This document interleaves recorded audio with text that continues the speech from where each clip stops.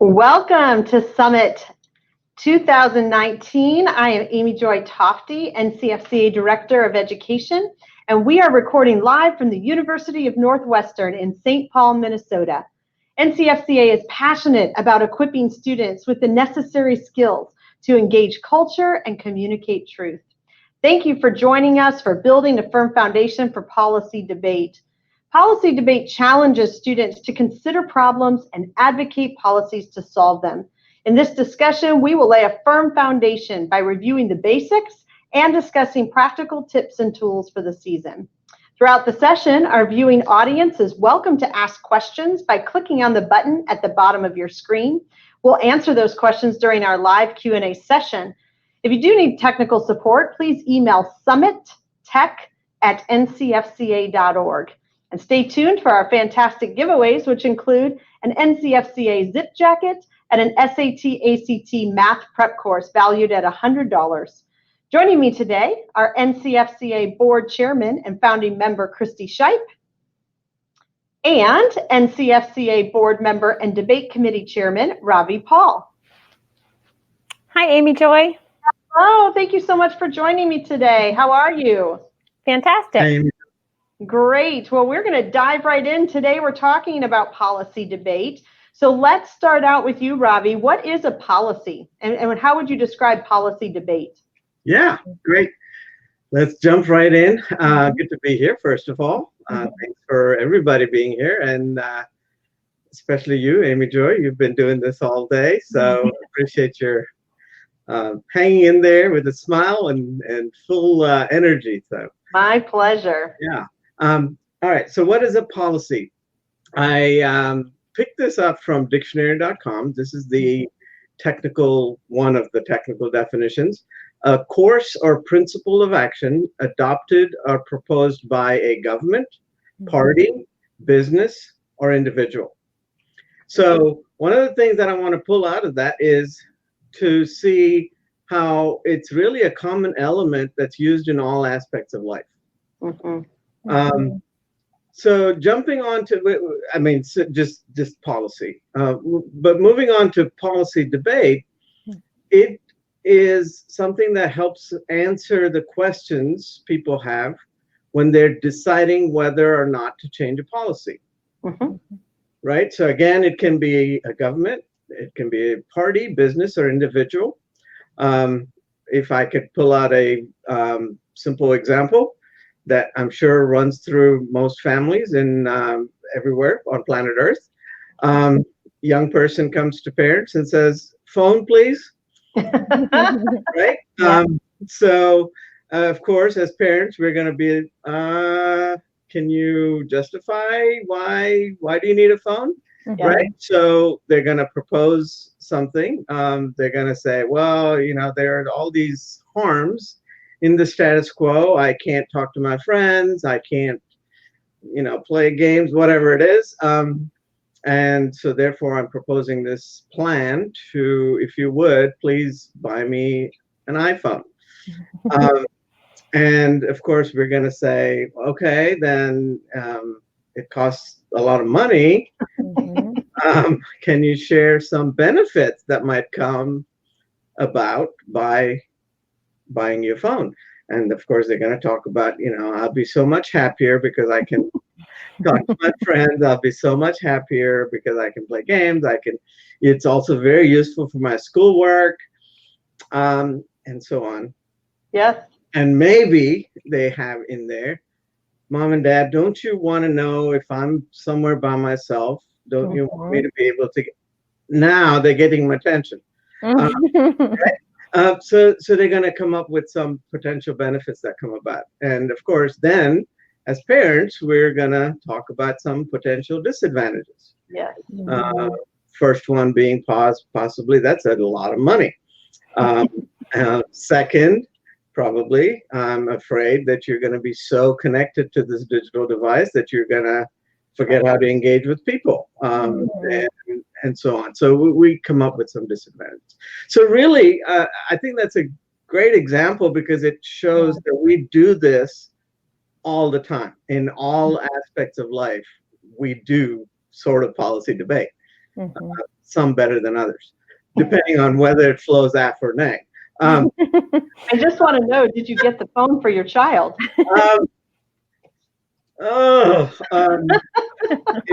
Let's just say it flowed neg.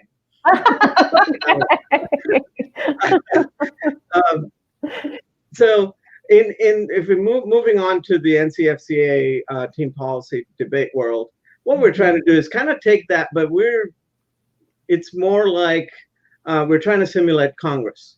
What happened in Congress is somebody proposes a bill, and that somebody has the burden to show why a policy change is needed, which is equivalent to affirm the resolution, the plan that they're proposing. And then, of course, the opposition, or neg, will argue that the status quo is just fine, and no change is needed, thereby negating the resolution. Right. So that's kind of how what policy is and what policy debate is. Great. How is a typical policy debate case structured? Yeah, so it kind of, interestingly enough, and I think this makes so much sense, it's structured similar to the example that I just talked about. But typically you have a definition section at the top, so that you can define some key terms that you'll be using throughout the round. And so everybody's on the same page about what you mean when you use that term, right? For example, I might, I'm going to do a silly example, but definitions for maybe migraines and Tylenol are required for this particular example. Okay, so I define those terms, so we're all on the same page. And then the harms, I lay out the harms. Hey, doc, I have a problem. I get these migraines, right? I just define migraines. They're massive headaches. And I describe some of the, I don't know why, but it usually happens on days when we have debate club. I'm not sure. So I'm trying to explain the harms or symptoms, as the case may be, to the person who is going to then prescribe the plan. So the plan comes next. The plan is the most important element of the entire round in a team policy round. And this is the bill that's being proposed, right? And thus, the central element for all argumentation. So really, a good team policy round should focus on that plan. Everything should revolve around that plan. So let's say here the plan is take 2 Tylenol in the morning with breakfast, and then take 2 more 8 hours after that. I've defined Tylenol, we know what that is, and that's a plan. And hopefully, then the doctor says, hey, the advantages or if you following this plan is that the harms in the status quo are going to be solved and your headache's going to be gone. Right? So that's basically the format of a debate case. That's great. So what are some of the primary issues that are at stake? So if I'm a judge and I have the affirmative team and they're presenting one side, affirm the resolution, the negative team gets up and says, no, you should negate this resolution. What are some of the lenses that a judge might look through to try to decide which side is best upholding or supporting their side of that issue? Yeah, that's a great question. I love the word you use there. If lenses through which you view stuff. And thankfully, we have such a lens or a framework, if you would, in place. It's called the Stock Issues Framework. Now, by no means is it the only framework, nor is it required that you use this framework as debaters or as judges judging around. But it makes a lot of sense. And it provides, like you said, I think it kind of primes the pump in terms of what kind of questions should I be asking in order to determine how well they did, either side did. So the Stock Issues Framework, and it really answers the questions most people ask when you want to make any change in policy, right? So going down the list, there are essentially four that we think about. Topicality is the first one. Topicality essentially says, does the affirmative team's plan fit under the resolution? Okay. Right? Again, focus on the plan. Does the affirmative team's plan fit under the resolution? Next, we have the stock issue of inherency or inherence, and which asks the question, is it an inherent problem in the status quo? Does the problem exist? Because the common sense follow-up question would be, why do we need a plan to solve it if it doesn't exist, right? I mean, we could just move on if it doesn't exist. So that's a very common sense kind of question. And then we move to sort of a couple of questions related to significance, which is the third stock issue, and inherence. Why do we need a change to the current policy?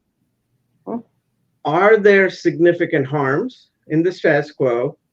And will there be significant advantages if they are addressed? So we're trying to make sure that we're spending time on things that are significant. The harms are significant and the advantages that come about are significant. And then probably the million-dollar question is, what will the change be and will it work? Yep. Right? Will it solve for the harms that you presented in your case? Is what the question is for solvency. So along with these four primary stock issues, I tend to think about and always talk about disadvantages alongside them. Okay. Because disadvantages are kind of technically the offensive weapon for the neg team, right? Because the neg burden is really, without this, the neg burden is to defend the status quo. Everything is fine in the status quo. We don't need your plan. And but almost always in a real world situation, any plan that you pass typically brings about or has the potential of bringing about some disadvantages. So you're really thinking about the post-plan world when you think of disadvantages. Let's assume the plan has been passed. Now, what's happening in the status quo? So, those are the stock issues that are really important and a great framework to think about team policy through. Are there any other issues that you find in the round or other ways that people might look at the round? Yeah, so a couple of other important things that I can think of, and Christy, you can jump in and add some more. Prima facie, okay? Interesting word, difficult to pronounce, but basically means based on first impression. Okay. Based on first impression. So the question that's asked here is, did the affirmative team present a complete case for change in their very first speech? Okay. Did the affirmative team present a complete case for change in the very first speech? Another way of looking at it is, we're simulating Congress. Does the opposition have all the details of the bill so they can study it and develop arguments against it, passing it? Right? And it has to be done in the first speech. That's an important issue. Another is the burden of rebuttal on the negative team. And there we're talking about did the negative team refute the affirmative's arguments adequately? Okay. So that's the burden of rebuttal on the negative team. In general, for all arguments, and it applies to burden on the AF side, but in general, for any arguments, the principle of he who asserts must prove is true in debate, right? So if you're asserting a claim, a position, if you're taking a position, then you have the burden to prove that with support, with good quality evidence, with your clear communication, organization, good courteous behavior, and all of those things are tied into it, and they all play a role in the round. Yeah, I would agree. Like, sometimes you can have a really good debate where the affirmative team has, talked about the topic, presented an inherent significant problem that they're solving and all of that. But it comes down to the quality of the evidence. Mm-hmm. Okay. Or the clarity of their speeches, or the organization, just the communication aspects. So there's a lot of issues at play in the round beyond stock issues, but the stock issues really help debaters focus on those questions that most people have before they're willing to vote for a policy change. That's great. Ravi, you said if you assert a claim, can you just help some of our newer families to understand what is a claim? Yeah, so a claim is, really any statement that you make, taking a position of any kind is a claim. Okay. But it's not an argument. Okay. Right. Well, let's talk about arguments. Christy, how does argumentation play a role in team policy debate? Well, just like in any style of debate, argumentation is what makes debate. Mm-hmm. So all of debate is made up of argumentation. And Ravi's right. It's not just a claim. It's not just, I say, well, I think we should change our energy policy. And Ravi says, well, I don't think we should. And that's it. That's all we say. I think yes, no. That's not a real argument. So an argument in a simple form, think of it as first the claim, because you want to know what's the goal of the argument. What are you ultimately trying to prove? That's your claim. Then the next very important part is the warrant for the claim, which is all the proof and reasoning and evidence behind the claim, all the support you need to prove that your claim is actually true. And then finally, another very important aspect is the impact of your argument. You're really answering the question, so what, with the impact. So why should I care? So you've just made this claim and offered all this proof. I mean, if I said in the middle of a round, grasshoppers live longer than beetles, and I have all of this evidence and proof, and here's the science behind it, here's the studies, here's what everybody has said. But the judge is sitting there thinking, what does this have to do with energy policy? So that impact is so critical. You have to connect your argument to, the big picture. Mm-hmm. Why did you even make this argument? What are you ultimately trying to prove? What's your point? Why does it matter? On two levels, really. First of all, tying it always back to the resolution itself. Like, this is the reason why we need a new energy policy. Should always come back to that. And another level of impact is just that human element. You're speaking to a human being. This is not a robot. This is not, I push the buttons of stock issues and boop, boop, boop, and out comes a vote for me. You want to make an impact on the judge so that the judge actually cares about what you're saying. Even if you prove, we're going to save all this money, but what does that really mean for human lives and flourishing? Like, help them to get a connection to this topic and care about this topic. That's another really important aspect of impact. So argumentation is all of that. The claim, the proof and warrant for the claim, and then the impact of the claim. And how does that play a role in policy debate specifically? I wanted to kind of apply it into policy, that there's different levels of argumentation. So the first big level is that fundamental affirm or negate the resolution. Okay. We should reform energy policy or we should not reform it. Then we get to the next level of argumentation. Why? Why should we reform it or not? And these come to the stock issues. So now I'm going to make a stock issues argument in support of affirming or negating the resolution because we need to fix a significant inherent problem, or because, let's say on the neg side, the disadvantages far, far outweigh what we have right now. So now I'm connected to a stock issues argument. And then we go into that final level, really the details that help explain what is that significant problem, what's the evidence and proof for that, really quantify it for me. Or on the negative side, what are those disadvantages? Are they really caused by the affirmative plan? Like, get into the details. But a lot of times, as debaters get into the details, they forget to link it back to the stock issues argument and then back to the resolution. So you have to link all of your arguments together in that way. Right. So I have watched debaters carry these giant boxes around on wheels at tournaments, and they are filled with all these papers. Let's talk a little bit about evidence.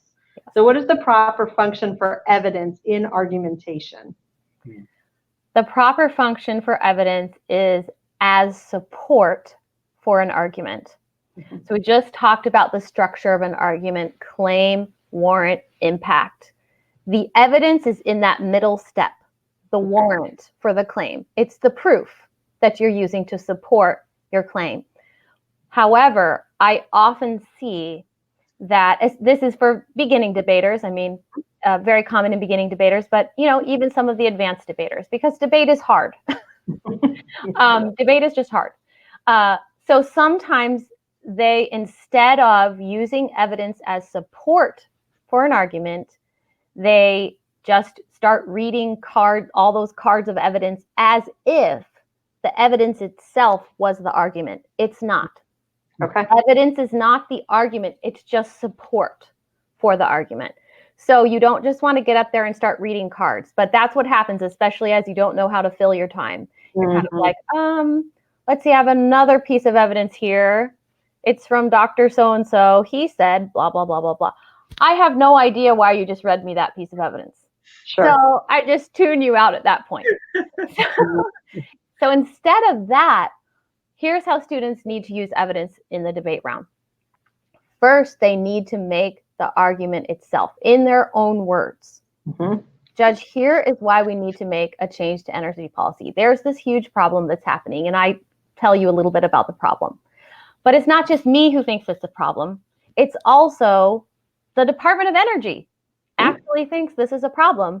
And then you go ahead and read that piece of evidence in support of the argument that you've already made.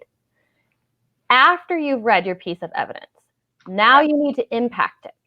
Okay, this is the whole process of argumentation. Now you need to, in your own words, summarize what you've just said. You know that rule of 3, tell them what you're going to say it, and then tell them what you just said.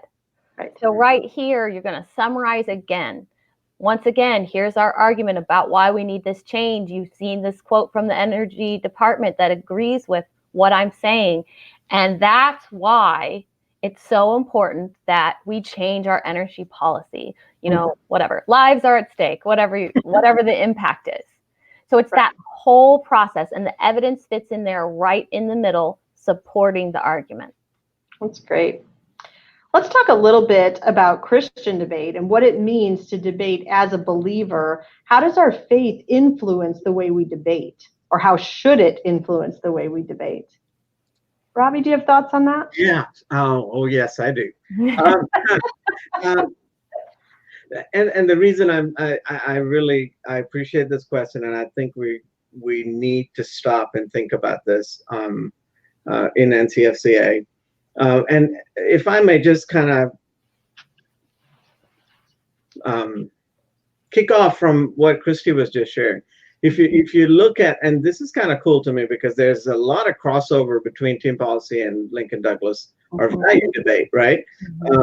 The crossover to team policy is, and you might have caught this even as Christy was giving some examples of policy decisions, but if you get down to the root of it, all policy decisions arise out of a value-based worldview or a value that you want to uphold. So if you really want to impact strongly for your side, you're going to be talking about implement sanctions on this, or put limits on this, or increase production of this, or whatever, very practical kind of policy kind of decisions.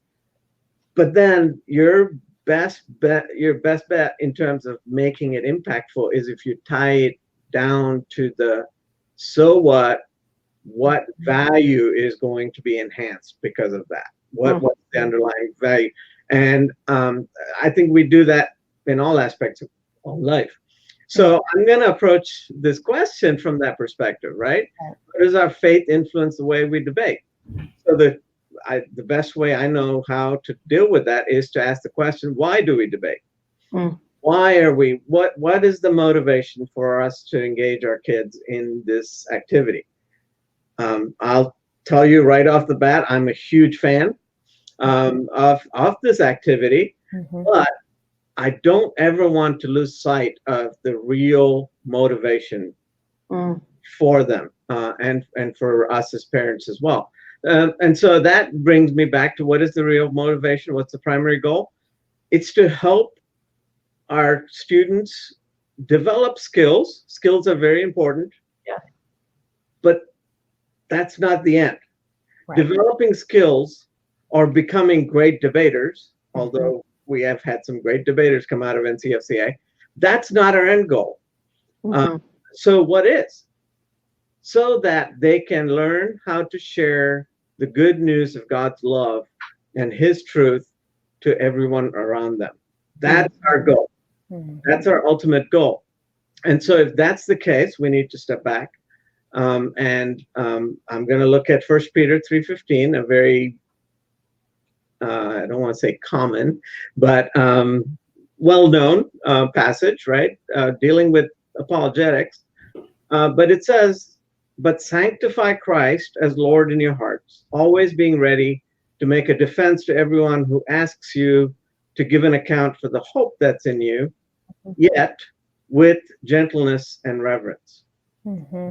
So I'm going to pull a couple of things out of that verse. And it's not so much necessarily most people focus on the always be ready to make a defense, which is absolutely true, which is fantastic. And I completely agree with it.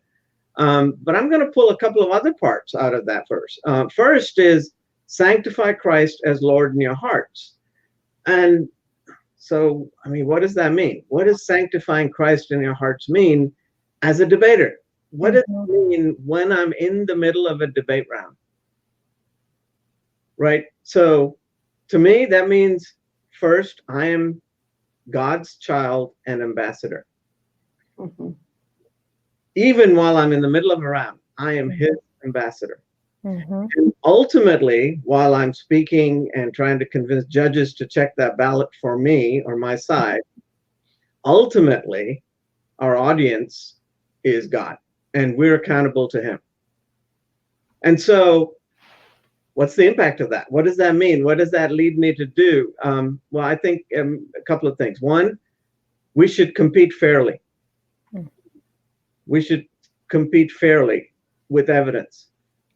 Win the round with excellent preparation and superior argumentation. Not because of some tricks that you pulled out of a hat that gives you an advantage. Right? Second, use evidence with integrity. Always, always, always. Christy just covered this, so I'm not going to go into it in detail. But I think especially each forum has some areas where I think it's easier for debaters to take shortcuts. And I think in team policy debate, using evidence is one of those potentials for not acting with integrity. 2AR abuse, right? We hear about it. It saddens us to hear about it. The general idea is don't bring up arguments in rebuttal speeches. That's what the constructive speeches are for. Construct your arguments there. Extend them and support them more in the rebuttal speeches. Especially in the 2AR, because your opponent has no chance to get up there and rebut anything. So just don't do it is what I get out of that from a position of sanctify Christ in your hearts as you debate. The other big focus, I think, is to, and it's a really great it's a phrase in the verse at the end. It says, "Yet with gentleness and reverence." We've talked about gentleness. I've heard people talk about it. I've talked about it. The word reverence has most recently really caught my attention. And reverence, if you go look up the meaning, means deep respect or high esteem. Right? So if I go into the round thinking I want to win, it's easy to not treat your opponent with reverence, with any kind of deep respect or high esteem. In fact, they're just an opponent that you need to take down. But if you really understand this verse and what it's talking about, and I keep going back to what are we trying to help them learn? The ultimate goal is when they're sitting across from their friend in a coffee shop, and their friend has a different opinion and is arguing from a different position that you are, how are you going to treat them? Are you going to debate them? Well, actually, it's fine if you do it the right way. We're trying to teach you to do it the right way here, so that you can do it there. Right? Debate is not a bad word. It's actually a great word. Unfortunately, it's taken on very negative connotations, but they're all strawman debate anyway. They're not real debate. But it's good, and it's important for us to share the truth, but with love, with deep respect for the people we're sharing with. Somebody that is made in God's image, right? And we want to present the truth, again, with truth, with integrity, and treat them with gentleness and reverence. And one of the other things that I think about is, when do you do this? If you go into the round and you're not already determined that you're going to treat your opponent with gentleness and reverence, it is a lot of times very easy to take shortcuts. It's a lot of times very easy to not treat them the right way as you debate. As Daniel 1:8 says, but Daniel, who again, Bible scholars put his age at around 13 or 14 at this time, in a foreign land, captive. It says, but Daniel purposed in his heart not to defile himself with the king's food. And so the point being, I would encourage debaters, coaches, parents, let's encourage our debaters to purpose in their hearts before they get into the round to say, I am going to treat my opponents with the utmost respect and with gentleness and reverence, even as I clash with them with a quality argumentation. That's great. Yeah. And that's, to me, that's part of why we're doing this, and the Christian perspective of how we are to debate. And another practical tip I'll share with you, I heard this from an NCFCA mom many years ago. I wish I had gotten her name. I didn't. But it's been phenomenal. I think it's a great tip. She said, after the round, go ask your opponents, was there anything we did in the round that you objected to? Were there misunderstandings? Did we do something that was ethically questionable? Did we do something wrong? Wow. I mean, I can just imagine the world of NCFCA debate if all our debaters take an approach like this. After every round, go and ask your opponents, right? What are we doing? What did we do wrong? How can we do better? Especially, what did we do wrong from an ethical perspective that we need to not do? So yeah, just a lot of great things coming out of that. And also, finally, I think a Christian perspective on debate is really to focus on relationships and focus on learning and getting better at the skills, and not on just the results or the awards. That's great. Because ultimately, we're all on the same team. That's right. Yes. I love that idea that we're all on the same team. We're in this being that iron that sharpens iron. Mhm. So, Christy, how do you see this activity fulfilling the NCFCA mission? Well, our mission is to provide competitive opportunities for Christian students to address life issues from a biblical worldview in a manner that glorifies God. And that's just what we've been talking about.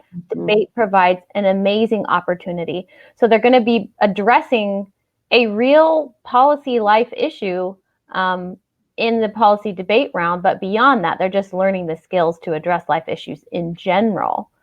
But then it's very important that it's from a biblical worldview, which is what Robbie is applying to the debate round, handling evidence with integrity, treating your opponent with reverence, all of those things in a manner that glorifies God. I mean, that you can see from this seminar, I've been in several others today, NCFCA is not about teaching your kid how to win. How to win and get a college scholarship and go on to be a Supreme Court justice or something like that. I mean, God can decide to do that if that's his plan for that person's life. But that's not our goal, is winning. Our goal is to help provide students with opportunities to learn the skills that they need to address real people and real situations with love and with respect, to share the gospel, to speak up for truth, to stand up for those who can't speak for themselves, as Proverbs says, right? To speak up for the helpless. What if Christians were the ones who were speaking truth out in our world in a compassionate, relevant, winsome way? If we were really listening to what other people said, because listening is one of the big skills that you learn in debate. You have to listen to what the other person is saying in order to know how to respond. What if we really listened? What if we asked good questions, as we do in cross-examination and debate? What if when we are asked questions, we respond with grace and with truth and with love to those questions? That's the goal. And I just want to share a little anecdote from my own life. My oldest daughter, I mean, she was born debating, as soon as she could talk, she's debating. So she was very aggressive. When she joined NCFCA, she started getting, incredibly aggressive. And she started getting comments on her ballots like, oh, you're so harsh speaking style. I was turned off by just the style of your communication. And so our goal was not winning rounds. Our goal was, I want you to go like in the next season of debate and not get a single comment on the ballot from a judge that you were too harsh. That's what you need to work on. You need to work on speaking with gentleness and respect. It's not about winning. It's about speaking in a manner that glorifies God. So, I mean, that is what we're all about. To me, it's 1 Corinthians 13. If I speak with the tongue of men and of angels, like the most amazing speech ever, but have not love, I'm a resounding gong or a clanging cymbal. I'm nothing. I'm just noise. Yes. I love that. Thank you both so much. I appreciate those answers. So as we move into the practical side of things, let's talk about what it looks like for a brand new competitor to get involved in policy debate. How would you recommend that they get started? First thing I would do is go to the NCFCA website and our resource page. We've got sample cases up there, a sample affirmative case, a sample negative brief, and then start general broad reading on the topic. You need to understand energy policy. So right now, when you're just starting, is not the time to think, what should my plan be? Yes. You have no idea what your plan should be until you really read broadly about energy policy, figure out what's going on out there, figure out what some proposals are in the real world to maybe fix some problems. You really need broad reading on the topic. There is no shortcut to understanding the topic. And so, although it's good to also get the case books that are available and out there and give you some sample cases and things, those are just the tip of the iceberg. That is just a starting point. So I see a lot of students get the case book, pick one of the cases, read it in the round. Then they can't give any of the other speeches. They don't understand it. They can't answer the questions in cross-examination. They can't make the rebuttal speeches. There's no shortcut to the student themselves personally understanding the topic. I call it owning it. You need to own your case. You need to own your understanding of it. Every piece of evidence, you need to understand it. You need to read it 20 times. I mean, you just got to read and also talk. So if you're part of a club, talk to your other club members. What are you learning about energy policy? What are you seeing that's out there? What about this idea? What about that? And just debate it informally amongst yourselves or amongst your own family members with your parents. Parents, this is a great way you can help your students engage them in these kind of conversations. Okay, Christine, if I can add one aspect to that, because this is another common kind of question I've been asked over the years, is especially if you're getting started into your policy debate, really for several years, I'd say don't stress about writing the perfect case. For one, it doesn't exist. So the better option, I think, this is what I recommend, is to study it, do all the initial research and all that, get a hold of the topic, look at some of the cases, critically look at all the cases, right? And if some of them, and I mean like source book cases or anything like that, some of them, if they pass through all of the initial filters, then make it your own. Don't just read that, but tweak it, make the changes that if you see some significant holes, there are ways you can patch up those holes, and then those can be absolutely winning cases that you can run all the way through the season. So that's an approach that yes, absolutely. Great. That's great. How would you recommend that parents and coaches best help their students, particularly in this early part of the year? Yeah, so like I was just saying, letting them talk to you about energy policy and encouraging them, like I said, to own their argumentation. Just kind of jumping off what we were just talking about too, about beginners. Just get rid of all the arguments and pieces of evidence that they don't understand. There's just no point. Just don't sweat it if their briefs are short and, whatever, their case is simple. That's totally fine. And it's probably a winnable, defendable case. It's certainly more winnable if they're able to explain it than if they have no idea what it's about. So just encourage lots of talking in your home. You don't have to be an expert. The judges that we invite to judge are not experts. It's going to be another parent a lot of times, or a member of the community who has not studied energy policy. So you're an adult. You know, if you don't understand what they're saying, it gives them an opportunity to explain it to you in a way you can understand, and for you to give feedback like, I don't think I would vote for that if you were running for Congress and that was your platform. I don't think that I would be persuaded. That's great feedback for them. So lots of feedback, encourage lots of practice. I have a few ideas here to like everyday ways kids can practice debate skills in the home without actually doing a debate round, although practice debate rounds are great too. I'd encourage, practice. But as they are talking to you about energy policy and their ideas and maybe their plan, ask so what a lot as they give an argument. So what? And then just like when they answer that, ask so what again. Keep forcing them to explain the impact of their argument. That's a great question to just keep asking. If you ask them clarifying questions as they speak, that's going to be like cross-examination for them. What do you mean by that? What is that exactly? How would that work? Ask a lot of questions. Read the news and or watch the news with your kids and discuss it. Not even energy policy, just the news in general. Kids need a well-rounded education on policy in general. And I would encourage impromptu speeches at the dinner table. This doesn't have to be about energy policy. This could be like, what was your favorite Christmas memory or something? And go around the table and just make them practice speaking and having to get up, especially that impromptu style, because a lot of the speeches in a debate round are not prepared.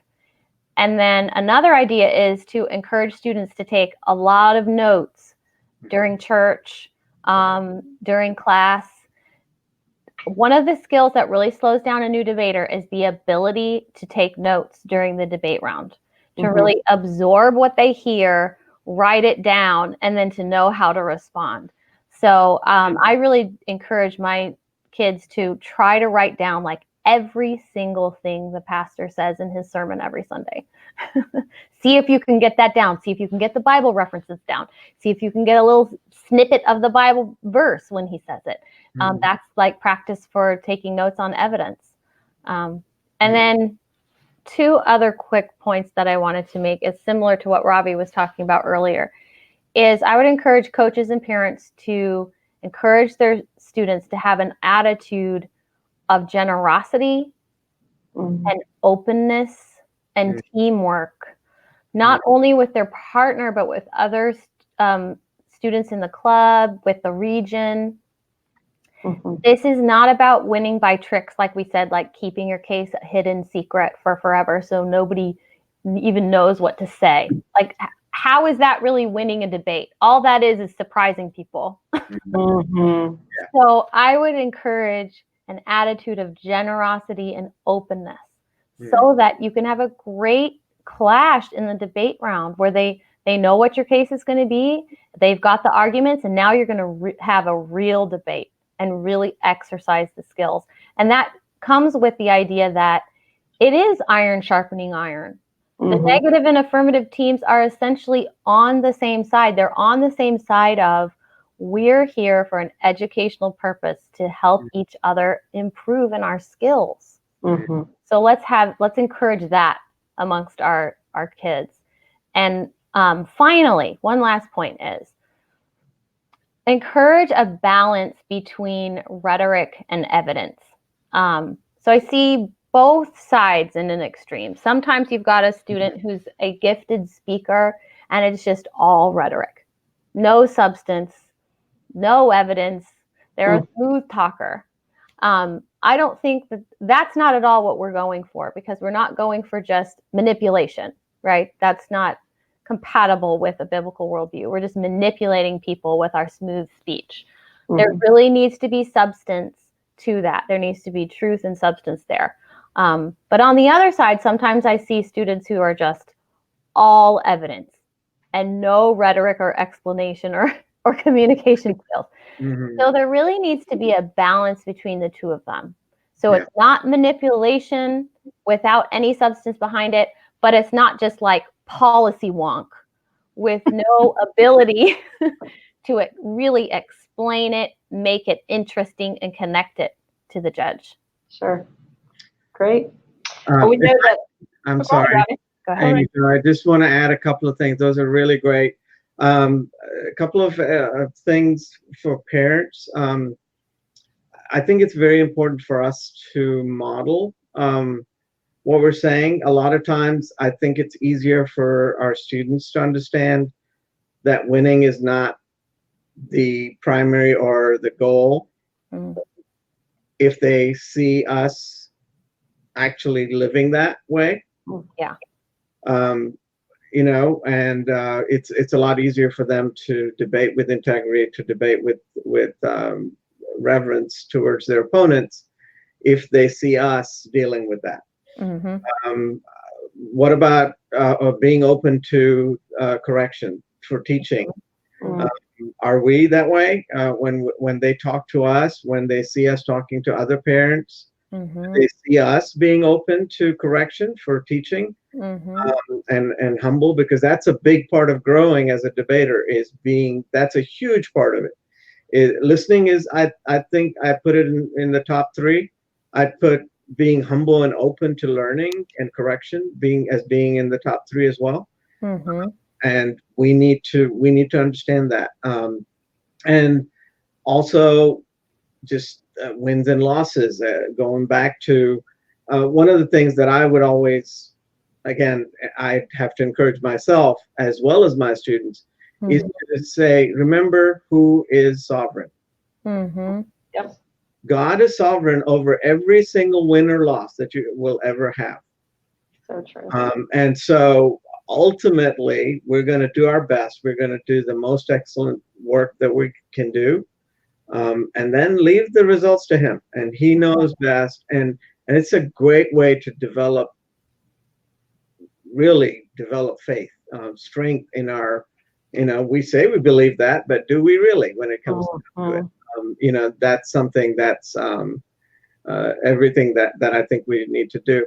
A practical tip for parents: please don't disengage from your students.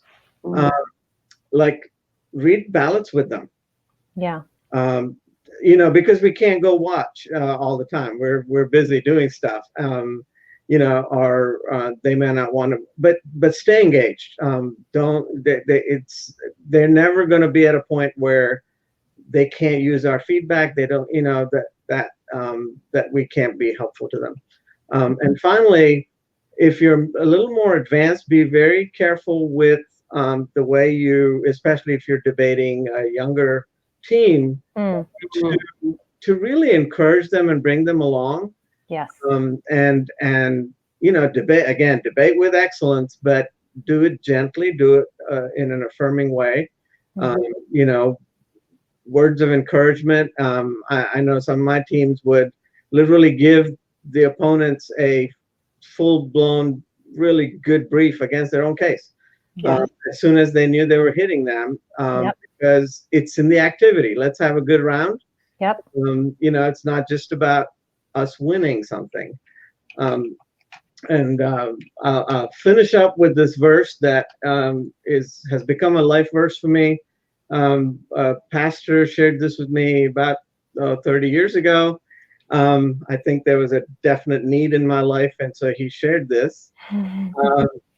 It's Proverbs 22:11, and it says, "One who loves a pure heart and gracious speech will have the king as a friend."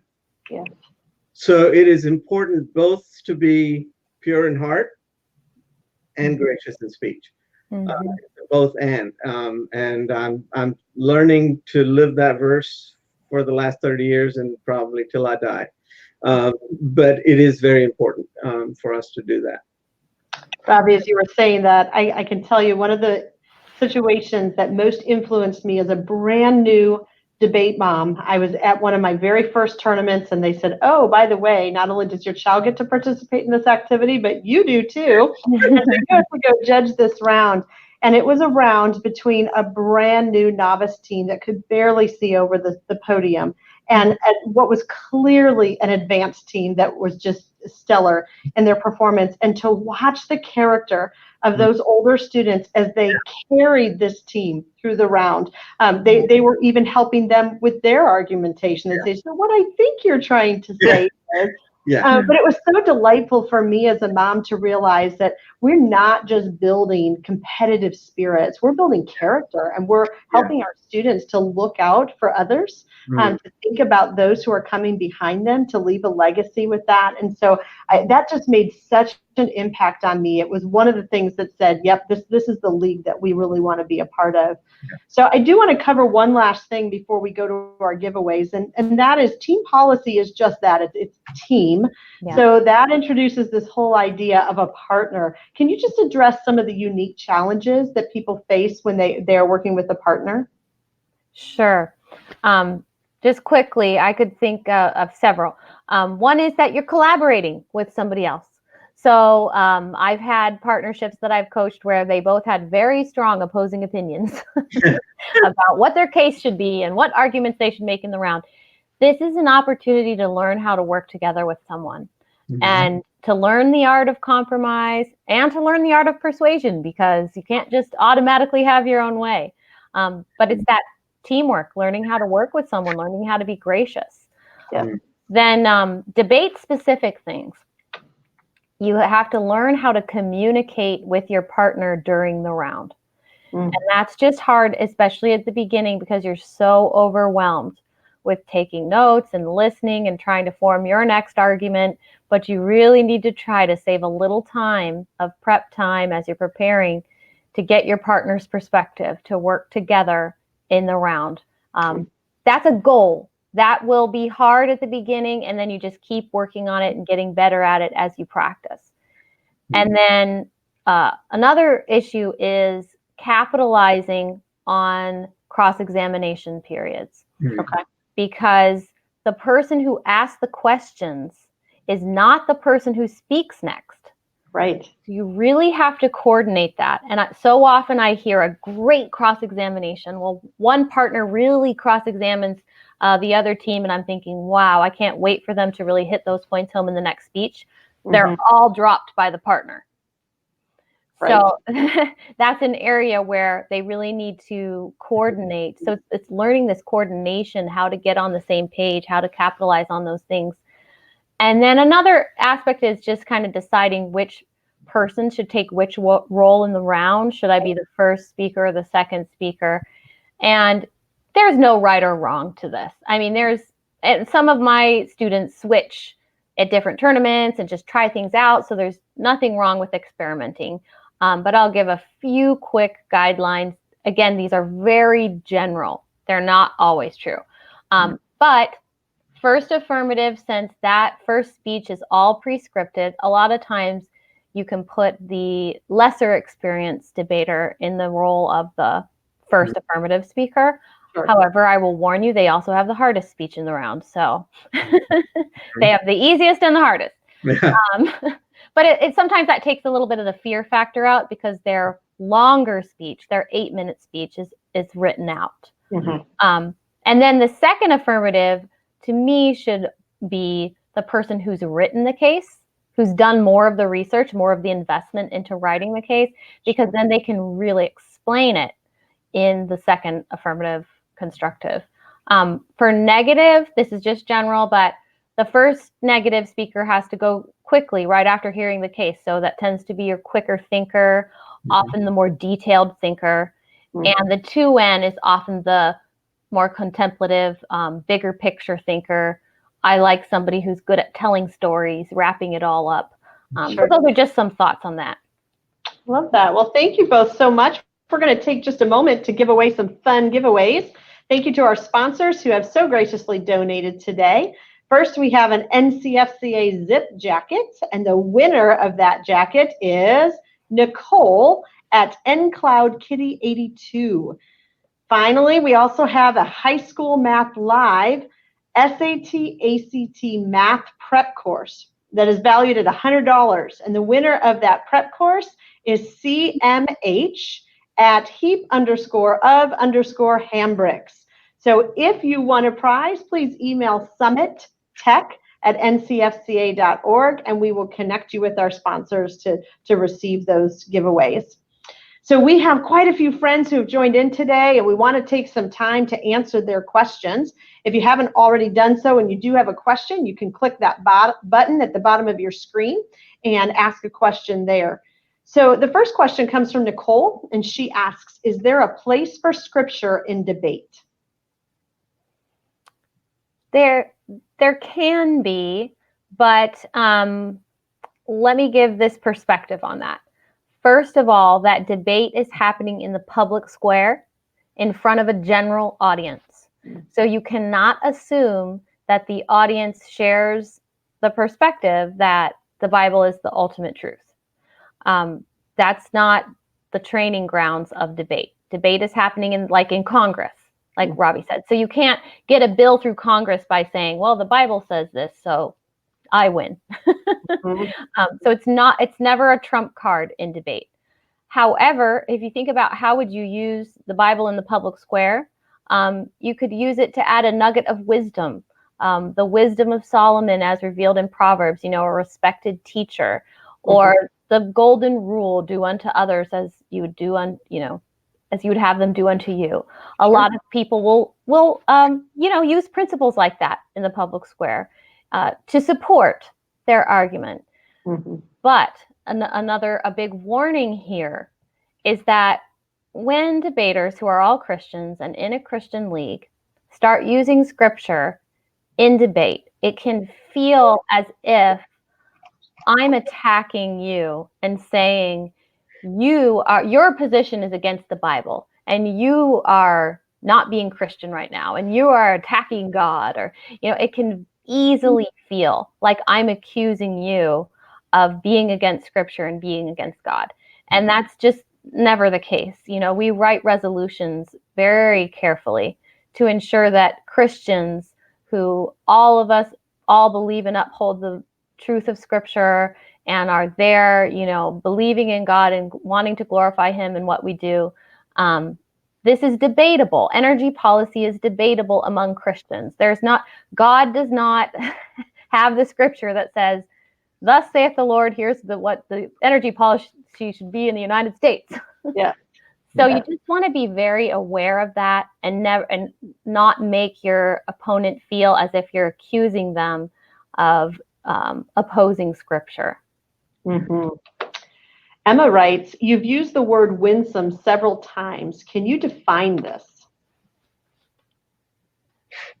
Sure. Well, for me, and I haven't looked up the dictionary definition recently, but for me, it means pleasant and kind and gracious. It's a type of communication that doesn't automatically set the other person on edge, but instead makes that other person feel comfortable and feel like you care about them. Simple way to say it.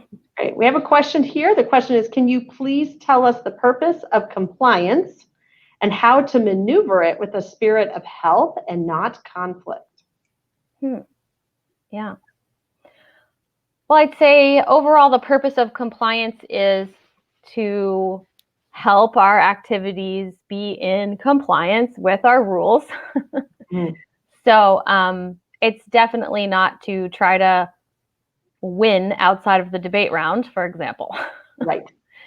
So I think that I would first of all commend consideration of just the Matthew 18 process in general. Like if you have an issue with someone, to gently go to them one-on-one and confront it and talk to them about it, see what happened. If you're a student, talk to your parent, talk to your coach. I would not have someone else's parent confront another student. Never do that. So like parent to parent or student to student, but not a parent confronting a student. I would advise against that. So yeah, just having that conversation, and then, I think it's just a matter of letting the Holy Spirit lead. Do I need to bring this to compliance? And sometimes it's just a learning opportunity. Like, for example, my daughter brought in a blank piece of paper into impromptu. Yep. Not knowing. And she got taken to compliance, and then she learned the rule from that. And that was fine. And everybody was gracious and kind. And I don't think there's anything wrong with going to compliance to help clear up an issue, to help educate someone on what the rules are. I mean, that's to their benefit, because they're going to be running into that problem again. Yeah. I think of compliance, a couple of things. One, I agree with Christy in terms of it's actually a great learning opportunity. It provides learning opportunities. It's also, I think, a way to ensure fairness across the board for all of our competitors. I think it's important for our students to learn that if there are rules, then it's important that you are aware of them and you follow them. And also that if you don't follow them, that there are consequences. And those are all life lessons. Those are not, NCFCA related, and they're not punitive. It's really our heart. I know I can speak from an NCFCA perspective. Our heart is to help them learn how to navigate really human structures that we all are part of. Right. So I think it provides that basis of fairness, and also allows for a lot of great opportunities for teaching our students. And I a lot of times I think it's a great tool, if you would, that we can use to grow in our own hearts and in our students' hearts, in terms of helping them understand, yeah, you did this and this was the consequence. Let's learn from it and not move on, rather than I'm going to be bitter about it, or or whatever other potential things that might come out of that. I love the question, and I think, I love, again, speaking of the spirit, I think the spirit of the question is really great. Because the question says, how to maneuver it with a spirit of help and not conflict. And I think that's very important. I mean, that is the spirit with which we're trying to do compliance, is with a spirit of trying to help our students learn and grow. I just wanted to add too, I've been on both sides of the compliance equation, serving in compliance and also going there with my children. And so I just wanted to talk about too, that part of our mission is to grow communicators who are effective and gracious and can speak, Ravi, as you were saying, with reverence towards other people. And so there is an element of discipleship that comes through compliance as well, where we're trying to help our students grow in not just content, but in character and how they communicate. And sometimes I know for myself, I'm not aware of things that might intimidate someone else or sound too harsh to someone else. And so again, learning that idea of gracious communication, making sure that we're understanding what happened in a round or in a speech. And so the compliance, to a large degree, they're just asking questions. They're saying, tell me about what happened in the round, and let's just talk about that. Obviously, too, we are trying to keep a level playing field so that all of our competitors have the opportunity to have those same rules applied across the board. So I have been touched. I will tell you one situation that happened. I accidentally walked into the wrong room, and I walked into a room to see a group of people who were all praying together. And I found out later that it was at a national level tournament, and it was the national adjudication team praying over a decision. And that left such an impact on me. The goal here is not punitive, as you said, Ravi. The goal is character development. It's discipleship. It's growing in the grace and knowledge of our Lord and Savior, Jesus Christ. So yes, it's about debate rules, but it's also about that long-term goal of really trying to foster godly communication in our students. So we do have a simple question here, a little easier than that one. How do I find a partner? Well, talk one of your friends into learning debate. Siblings, friends, yes. That's right. But there is, you can get connected to other clubs through our website, through, contacting the regional director of the region that you're in. That all that information is on our website. And they may also know someone else who's partnerless, who needs a partner in their club, or maybe not your own club, or maybe you're on your own. I would definitely start sending out the emails to people in the region to see who might be available, and then talk your sibling into doing it with you. That's right. That's right. I love that. So this question asks, do you have any tips on reading judges? For example, is the judge convinced or unpersuaded, bored? How would you recommend really tailoring those arguments to the judge in front of you? That's a great question. Audience analysis is something that's overlooked a lot of times. First of all, you have to make eye contact with the judge. You need to look up from your notes and look at the judge and see. So it's just very, very simple stuff. There's sometimes where the judge is just a total blank, stone face the whole time. There's nothing you can read. But generally, people are, if they're looking up at you, if they're nodding, it's like, okay, they get that. They get that point. If they're raising their eyebrows, You know, take a little more time to explain whatever you're explaining. Some people get to kind of like, they're just bored. They're not writing. They're not taking notes. Move on. Like that is just not connecting with them, or find a different way to explain whatever you're trying to explain at that point. So, I mean, those are just some very basic. I also encourage people to, at the beginning of the round, you can ask the judge for a little information about themselves or what's their judging experience, and then tailor your communication style to that person. And there are just some simple things you can do, like if you're speaking to a college student, you can give some analogies related to college, studying for college. If you're talking to a mom, you can give some analogies about raising kids and keeping a home. You know, just when Jesus talked to fishermen, he talked about fish. When Jesus talked to the woman at the well, he talked about living water. You know, connect your examples and stories to things that would make sense in the life of that person. Robbie, do you have any? No, those are great. I agree with you. I would add some people are not necessarily experiencing what you think they're experiencing. So be careful of that. Not everybody is very readable. Because for one, I mean, myself, I've heard people say, "My goodness, you were looking almost like you were upset at us or something." I was not. I was just thinking. I was listening carefully. I was processing. You know, so it doesn't automatically follow the emotions that don't necessarily follow what you think you may be reading. So that's true. Be aware of that as well. Yeah, that's true. Christy, I'm thinking about the question that you just, or the statement you just made about you can ask the judge for a little bit of information. So for both of you, when you're judging, what are the things that you're looking for in a team policy debate?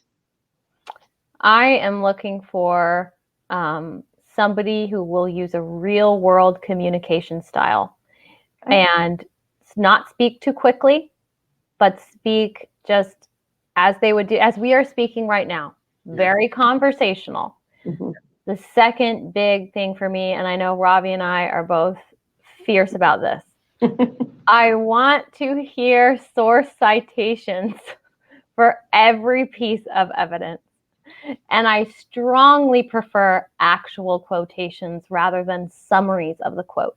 Because if you're just summarizing what somebody said without giving me at least a snippet of what they actually said, it's very hard for me to judge if that person, if that's what they actually said. So I'm a stickler for evidence. I want to hear the source so I can judge the quality of that source and the information. So if I don't hear source citations or quotations, then it's hearsay to me. Okay. Yeah, that's great. I completely agree. Strongly feel that way. A couple of other things. I think I look for dissonance in the speakers. It's kind of interesting if the speaker is saying something, but I see body language that is saying something else. It's not very persuasive to me. That means that the person is really not, they don't believe what they're saying, or they're not sure or whatever. You know, another thing that I think is really important, and I see this a lot, I think it's very misunderstood.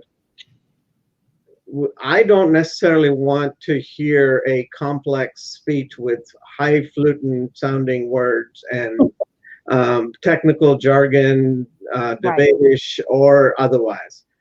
In fact, I prefer, keep it simple. Just because, and I take courage in the fact that I'm not alone. I see Christy agreed with me. And you're nodding your head, Amy Jo. And I also, Einstein is on my side. Because, I read that Einstein was, you know, and I absolutely think this is a great principle. He said, if you cannot explain something simply, it just means you don't understand it. That is so true. You hide things with complicated words or structures or whatever. If we truly understood it, and it's actually very persuasive if you can keep it simple.